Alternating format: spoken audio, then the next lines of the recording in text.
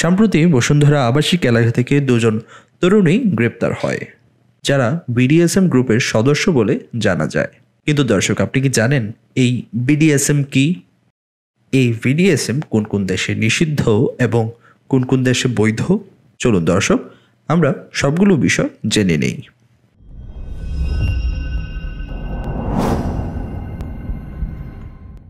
BDSM এর বাংলা অর্থ হলো শারীরিকভাবে হাত পা বেঁধে আঘাত বা লাঞ্ছনার মাধ্যমে নিয়ন্ত্রণ করে যৌন আনন্দ পাওয়া।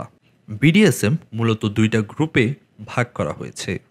একটা হলো ফেমডম, আরেকটা হলো মেলডম। ফেমডম হলো ফিমেল ডমিনেশন, অর্থাৎ যেখানে একজন নারী সকল বিষয় প্রতিনিধিত্ব করবে। আর মেলডম হলো যেখানে একজন পুরুষ সকল বিষয় প্রতিনিধিত্ব করবে। তাদের দুজনের কাজ এক, দুজনের কাজের ধারাও এক।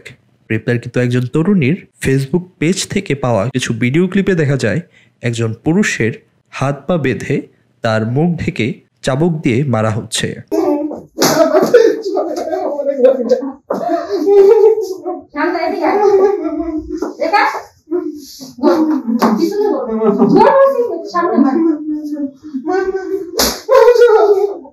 আপনি ভিডিওটি দেখলে হয়তো ভাববেন এখানে পুরুষ নির্যাতন হচ্ছে, কিন্তু আপনি যদি পুরো বিষয়টি জানেন তাহলে আপনিও সবার মতোই চমকে উঠবেন।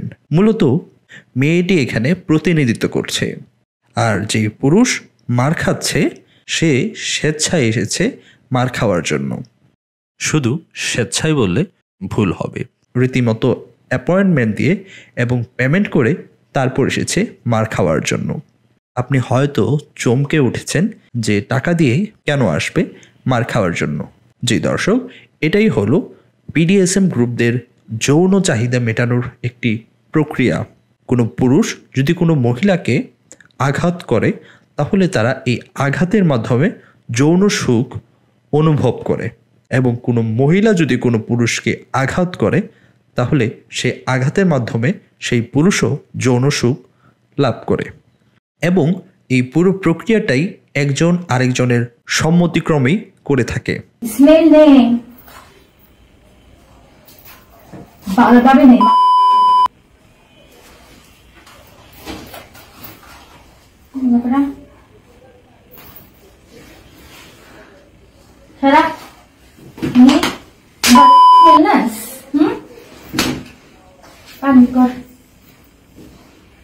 বাংলাদেশ সহ বিশ্বের সকল মুসলিম দেশগুলোতেই বিকৃত এই যৌনাচার সম্পূর্ণ নিষিদ্ধ এবং অবৈধ।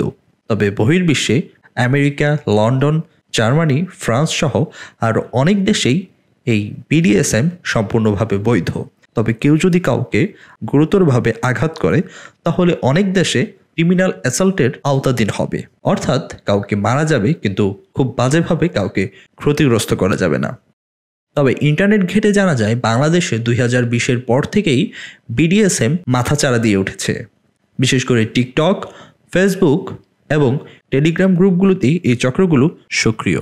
আমরা প্রশাসনের দৃষ্টি আকর্ষণ করছি অতি দ্রুত যেন এই চক্রগুলোর বিরুদ্ধে ব্যবস্থা নেওয়া হয়।